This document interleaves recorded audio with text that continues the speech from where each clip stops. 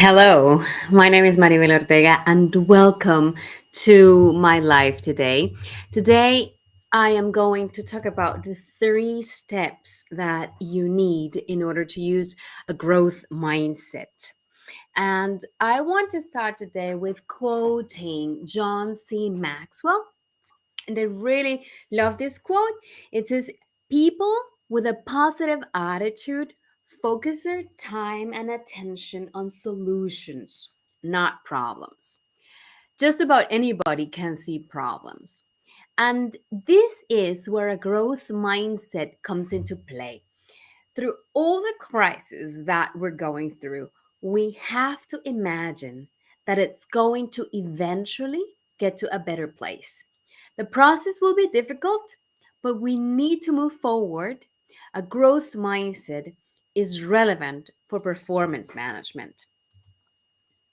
So let's start with the definition of growth mindset: the belief that your abilities in any domain can be developed through dedication and hard work. Brains and talent are just a starting point.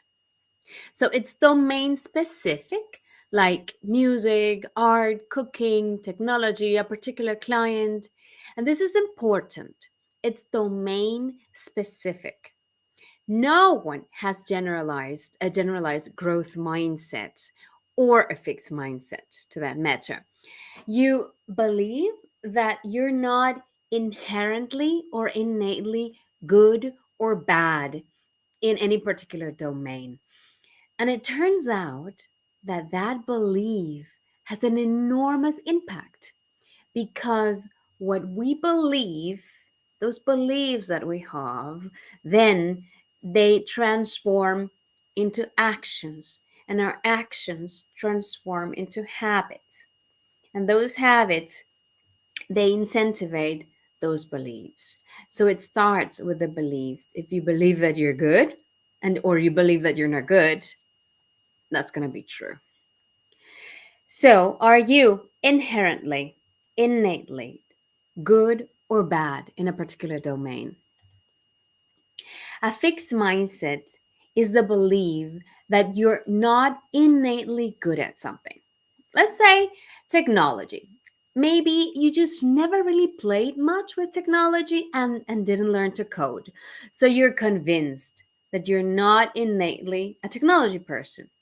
Maybe you're really good with people and artistic things, for example, creative things, but you've decided that you're just not good at technology. From that belief, you think you can't change much. So you don't put much effort. You don't really like feedback. You avoid it at all costs actually, because it just reminds you of how bad you are at it. So setting stretch goals is just a chance to fail dismally. So you don't set stretch goals.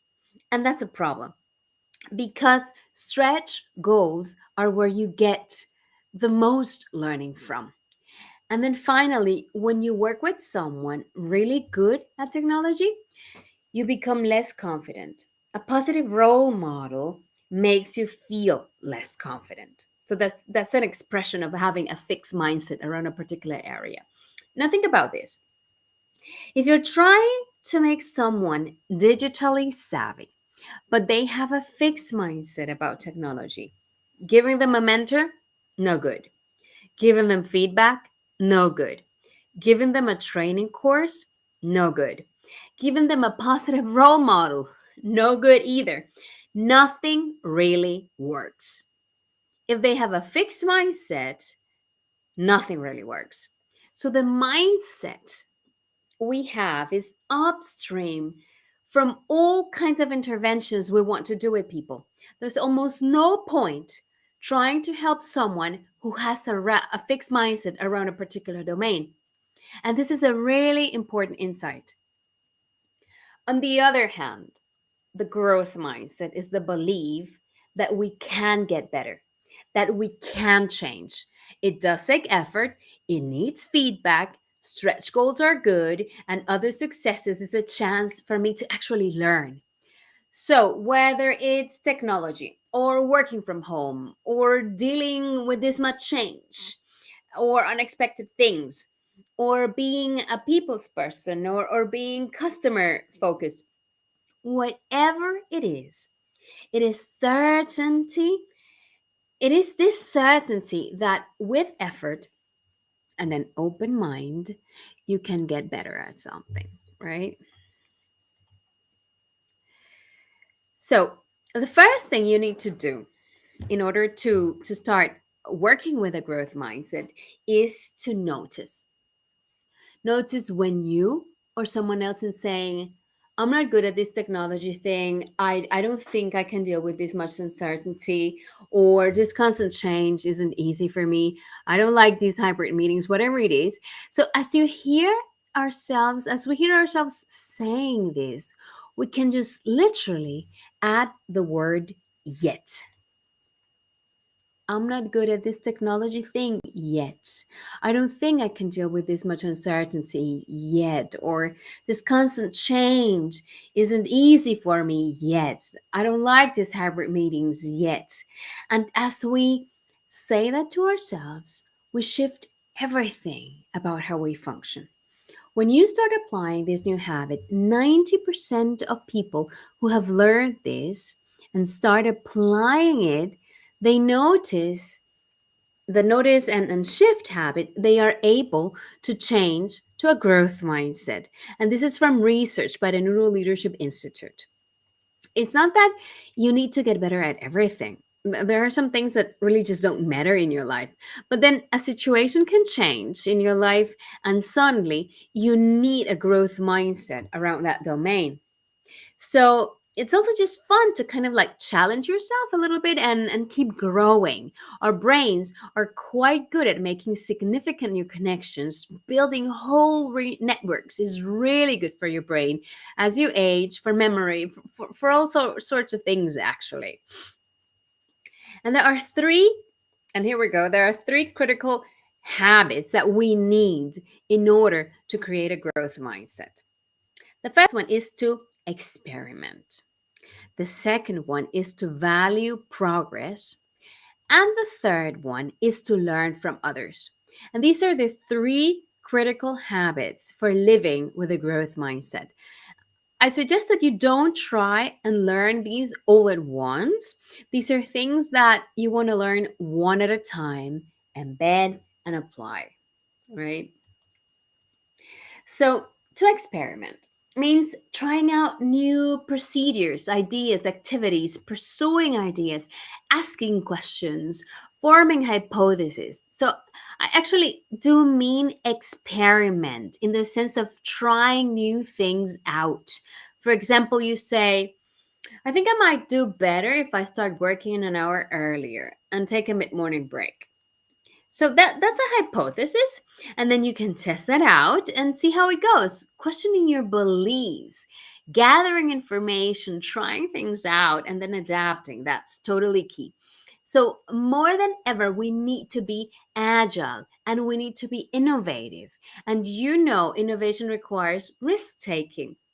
It requires making mistakes, and experimenting is part of making mistakes. Get comfortable with trying things out, experimenting, making mistakes, taking risks, because that allows us to generate alternative solutions to problems.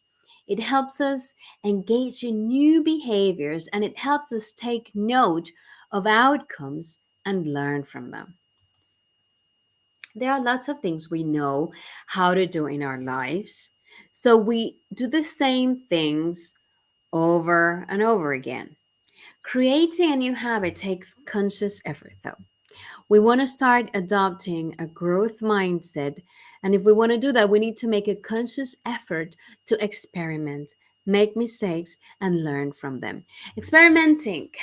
I know that it can be scary, especially if we are in an environment or work culture that doesn't value experimenting. And there are so many different ways to experiment, either in your private life or at the workplace. If you're not a technology person, then go at it and give it a try.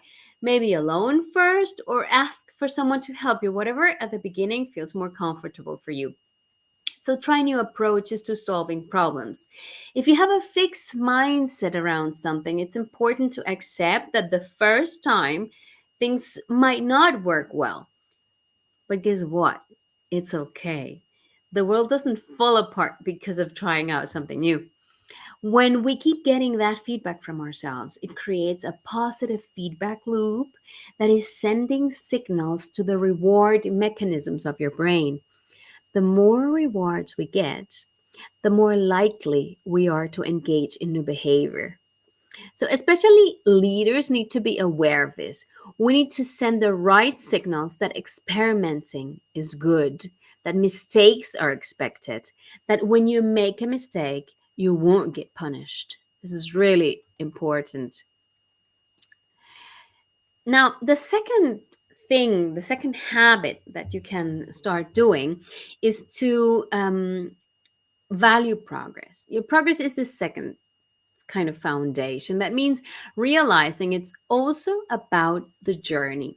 So we're often focused on what's the result. So we tend to place a lot more value on the end rather than on the whole journey.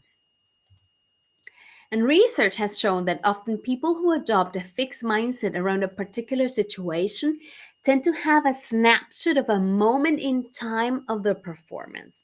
Like, oh, I blew that segment of that presentation I gave. But they're working on a project that expands over 6 months, let's say, and they focus on that little tiny thing and end up beating themselves up for it. So it's better to look at the journey over time. Studies show that people who adopt a growth mindset around something are more likely to value their progress over time. We engage in new behaviors. And when we do that, we're making these new connections in our brains, and it needs attention and it needs reinforcement. So remember, this is not a time to go on autopilot. You need to be present. This is what we need to give conscious effort to that. And one of the ways in which we can direct our attention around that is reappraisal. And that's a strategy that helps you shift your focus from in the moment, negative self judgment, to valuing progress over time. When you're making new goals, you need to create them thinking on what your desired outcomes are. That's the first thing. The second one is that you have got to stay focused on yourself and your own performance. In order to do that, this rule of three is quite useful. So you ask yourself, where were you 6 months ago? Where are you now? And where do you want to be in 6 months? For example, you've run a fantastic virtual meeting. Great. What did you do 3 months ago? How was it? Look at all the improvements you've made. Where do you think that you can get into 3 months? How much better? Can you get even better? And so you're always thinking about where you were, where you are now, and where you want to be in the future. And you're comparing yourself with yourself. And this shifts the focus from wanting to be perfect to wanting to get better. When we start taking the focus of ourselves and beating ourselves up, that gives us more cognitive capacity to deal with learning, improving, interacting with others, which would seek into learning from others. So when we adopt this attitude, we can learn and develop and grow. One of those is to learn from others, not only experts, but also from generalists. I mean, it's actually from everybody that you can learn. In the workplace and in your personal life, we have so much to learn from so many people. We can get their feedback, we can get their guidance, we can get their knowledge, you know? The reality is, we have huge blind spots. We often think we know all there is to know. We might think how we view the world is the right way and the only way, and that everybody views the world in the same way that we do. It could also be that if I'm not so good at something, I want to avoid any kind of feedback or any kind of reflection that would show that I don't really know that much about this. So we create these barriers that we just don't see certain things. Whereas people who adopt a growth mindset about something, they see opportunities to learn in everyday actions. So they seek out knowledge and feedback from all kinds of people, from role models to reverse mentors, where you both are mentoring each other in the areas of knowledge and expertise that you have. One of the ways we can learn from others is to ask regularly for input and feedback. There's one study that was conducted by the Neuro Leadership Institute that found that when people asked for feedback, the person who asked felt a lot more comfortable and gave honest feedback. And so, when we create a culture where we ask for feedback, people can feel comfortable in doing that and actually giving you more constructive feedback. And part of that is seeking out others, exchanging ideas, and very importantly, apply what you're learning so that can become a new behavior. Giving feedback is actually just as stressful as receiving it, even often more than receiving it, which is why we don't do it very often and we don't do it very well. We tend to just give the positive stuff because what we're really anxious about how people will take it. But receiving feedback also can be really stressful. But it actually when someone asks for feedback, it actually reduces the stress for both parties, the one giving feedback and the one receiving feedback. So, important is not just to create a feedback culture in your organization, but an asking for feedback culture.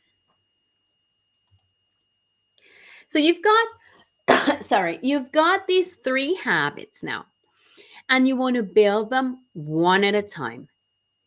You don't want to try to experiment, value progress, and learn from others all at the same time. No, you don't want to do that. What you really want to do is work on experimenting first. For example, ideally, not just on your own and learn about it, but actually, if you could do it like with a team of people that matter to you, then that would be even better because now you can hold each other accountable, bouncing ideas off each other as a team. So you spend, let's say, 2 weeks on that or 1 month, and then you go through and then you start experimenting more. A really important aspect is getting leaders to really inspire others by sharing their experiments, sharing their mistakes, and sharing their learning. They have to be role models with this, you know, to really live this, not just talk about it.